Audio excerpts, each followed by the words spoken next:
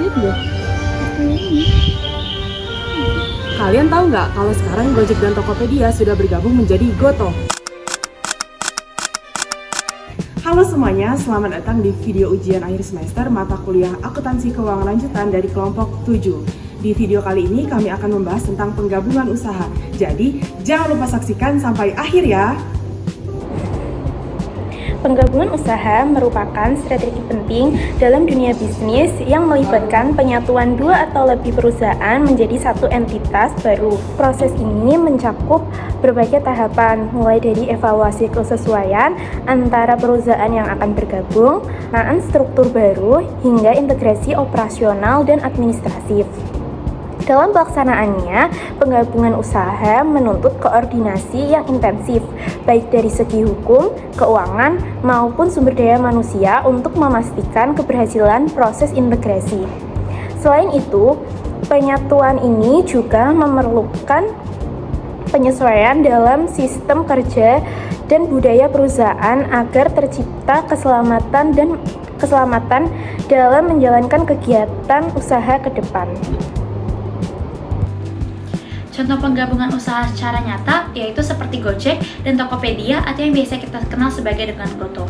Kedua perusahaan ini resmi membentuk Gotoh pada bulan Mei 2021. Tujuan utamanya jelas untuk menciptakan ekosistem digital terintegrasi yang dapat memenuhi segala kebutuhan konsumen dalam satu platform. Gojek yang digunakan sebagai transportasi dan pembayaran, sedangkan Tokopedia yang unggul di sektor e-commerce. Gotoh ini bergabung bukan hanya sekedar sebagai branding perusahaan atau kerjasama secara biasa, melainkan menjadi salah satu bentuk usaha strategi bisnis yang digunakan untuk menggabungkan dua perusahaan ternama di Indonesia. Dengan penggabungan dua usaha ini, mereka dapat memperluas pasar, meningkatkan efisiensi, dan memperkokoh posisi di era digital yang semakin ketat ini. Nah, di video kali ini kami akan bahas dari A sampai Z, mulai dari teori, studi kasus, hingga bagaimana pencatatan jurnalnya menurut PSAK. Tapi tenang teman-teman, karena kami akan membuat video ini dengan seringkas mungkin agar teman-teman lebih dipahami dan mengerti gimana sih sebenarnya penggabungan usaha itu. Oke, selanjutnya mari kita bahas tentang jenis-jenis penggabungan usaha yang umumnya terbagi menjadi 3. Yang pertama ada merger, di mana terdapat 2 atau lebih perusahaan bergabung menjadi entitas baru atau perusahaan yang ada sebelumnya dengan hilangnya identitas perusahaan lain. Nah, untuk merger sendiri ini dapat kita bedakan menjadi 3 sifat. Yang pertama ada horizontal, yaitu ketika 2 perusahaan dari industri yang sama bergabung menjadi satu. Nah, untuk jenis yang kedua ada vertikal, di mana ketika perusahaan bergabung dengan pemasok atau pelanggannya. Untuk jenis yang ketiga ada konglomerat. Konglomerat sendiri ketika perusahaan tersebut berasal dari industri yang berbeda lalu bergabung menjadi satu. Untuk contoh perusahaan yang sudah melakukan merger tadi sempat disinggung oleh rekan saya, ada Gojek dan juga Tokopedia, mereka bergabung menjadi Gotoh. Kemudian ada Indosat dan juga Tri, mereka bergabung menjadi Indosat Ooredoo. Lalu ada Exxon dan juga Mobile, mereka bergabung menjadi Exxon Mobile Corporation. Selanjutnya mari kita bahas jenis yang kedua yaitu akuisisi. Jadi akuisisi ini merupakan perusahaan mengambil alih kepemilikan atau kontrol atas perusahaan lain, bisa secara penuh maupun sebagian. Contohnya ada Disney mengakuisisi Marvel dan juga Pixar. Lalu ada Facebook mengakuisisi Instagram dan juga WhatsApp. Lalu kemudian ada Blibli mengakuisisi Range Market. Selanjutnya mari kita bahas tentang jenis yang terakhir yaitu ada konsolidasi, di mana ketika 2 atau lebih perusahaan bergabung untuk membentuk perusahaan baru.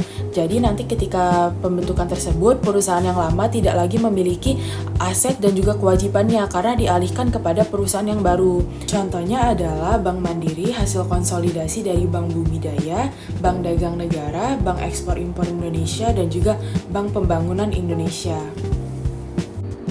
Kalau ngomongin alasan kenapa sih sebenarnya perusahaan itu melakukan penggabungan usaha, itu sebenarnya ada banyak banget teman-teman. Yang pertama, misalnya untuk menekankan biaya operasional, di mana ketika dua perusahaan ini bergabung, mereka tuh bisa menghemat biaya produksi, distribusi, bahkan sampai sumber daya manusia sekalipun. Yang kedua, ada ekspansi pasar. Ekspansi pasar ini itu digunakan untuk menjangkau konsumen di wilayah-wilayah baru. Dan gak jarang, biasanya penggabungan usaha ini tuh dilakukan untuk menyingkirkan kompetitor alias strategi dominasi pasar.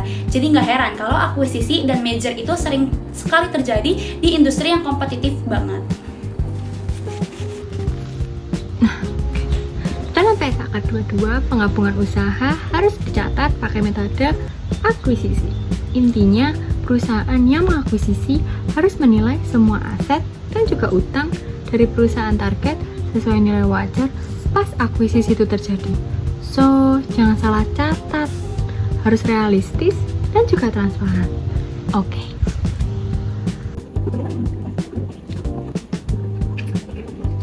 Selanjutnya, kita akan membahas tentang kasus tentang merger. Pada tahun 2021, Gojek dan Tokopedia melakukan merger dan membentuk entitas baru bernama Goto. Nilai total transaksi merger ini diperkirakan mencapai 22 miliar US dollar, setara dengan 308 triliun. Dalam transaksi ini, untuk contoh soal, kami mengasumsikan bahwa Goto memperoleh aset gabungan senilai 250 triliun. Goto juga mengambil alih liabilitas dari kedua entitas sebesar 60 triliun. Selisih antara nilai pengorbanan dan aset neto yang diperoleh diakui sebagai goodwill. Pembayaran dilakukan dengan kas. Oke, selanjutnya kita akan menghitung goodwill-nya. Nah, langkah yang pertama untuk menghitung goodwill itu kita harus mencari tahu dulu net asetnya itu berapa dengan rumus sebagai berikut. Aset yang diperoleh dikurangi dengan liabilitas. Pada soal yang sudah dijelaskan rekan saya tadi disinggung bahwasannya aset yang diperoleh itu sebesar 250 triliun dan liabilitasnya sebesar 60 triliun. Maka hasil dari 250 triliun dikurangi 60 triliun yaitu sebesar 190 triliun. Nah, setelah mengetahui net asetnya, lalu kita bisa menghitung nilai goodwill dengan rumus nilai pengorbanan dikurangi dengan aset neto. Nilai pengorbanannya itu sebesar 308 triliun dan aset netonya 190 triliun itu dari sini, lalu hasilnya dapat 118 triliun. Dan selanjutnya, ini adalah jurnalnya. Untuk jurnalnya itu ada aset dan goodwill di sisi debit sebesar 250 triliun, kemudian ruginya 118 triliun, lalu ada liabilitas di sisi kredit sebesar 60 triliun, dan kas 308 triliun. Sekarang aku mau jelasin kenapa sih aset sama goodwill itu ada di debit. Nah, karena Goto ini aset dan goodwillnya bertambah, maka aset dan goodwill itu berada di sisi debit. Dan kebetulan untuk aset dan goodwill itu pun saldo normalnya ada di debit. Kemudian untuk liabilitas, karena saldo normalnya ada di kredit, makanya liabilitas itu ada di sisi kredit. Kasnya, sebenarnya kas itu saldo normalnya di debit, tapi karena perusahaan mengeluarkan uang, jadinya kasnya berkurang di sisi kredit.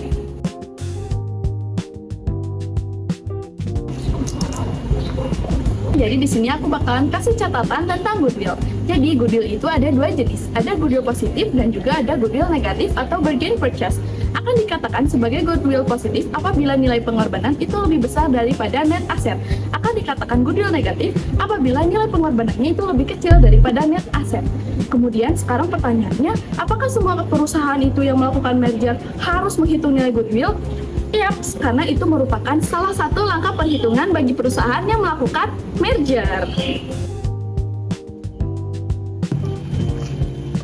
Namun, tidak hanya soal teknis pencatatan, penggabungan usaha juga dapat menghadirkan beberapa tantangan. Seperti yang pertama, ada perbedaannya budaya kerja, lalu yang kedua, integrasi yang buruk, dan yang ketiga, ada aspek hukum dan juga regulasi. Dampaknya akan terasa sangat spesifik dalam laporan keuangan loh, karena setelah penggabungan ini bisa saja aset mengalami kenaikan, struktur utang berubah, laba mengalami kenaikan, atau sebaliknya apabila integritas tidak berjalan semulusnya. Dalam hal ini, peran auditor dan akuntan sangat berfungsi dan bertanggung jawab besar untuk menyajikan laporan keuangan yang transparan dan akurat, karena nantinya hasil ini akan dijadikan sebagai pertimbangan untuk para investor, manajer, dan pihak eksternal lainnya. Jadi, penggabungan usaha bukan hanya sekedar menyatukan dua perusahaan saja, tetapi menyatukan visi, strategi, dan budaya kinerja sebuah perusahaan. Tapi setelah gabung, urusannya nggak cuma di atas kertas aja loh, ada tantangan nyata. Misalnya budaya kerja yang beda, sistem teknologi yang nggak nyambung, atau gaya manajemen yang saling bertabrakan. Dari laporan sisi keuangan, penggabungan usaha bisa bikin rasio keuangan jadi turun drastis, dan yang jadi sorotan adalah goodwill. Kalau nilainya besar tapi nggak diimbangi kinerja yang oke, bisa-bisa harus di write down alias rugi. Makanya akuntan harus jeli karena goodwill itu tricky. Kelihatannya aset, tapi kalau bisnisnya jeblok bisa-bisa jadi beban deh. Kesimpulannya, penggabungan usaha bukan hanya strategi bisnis, tapi tantangan akuntansi yang harus dicermati secara bersama. PSHK 22 mewajibkan Metode akuisisi untuk menggabungkan dua perusahaan dengan menilai aset, liabilitas, dan goodwill secara wajar dan objektif. Hal ini memastikan bahwa laporan keuangan realistis, transparan, dan meminimalisir manipulasi. Terima kasih telah menyaksikan video kami. See you!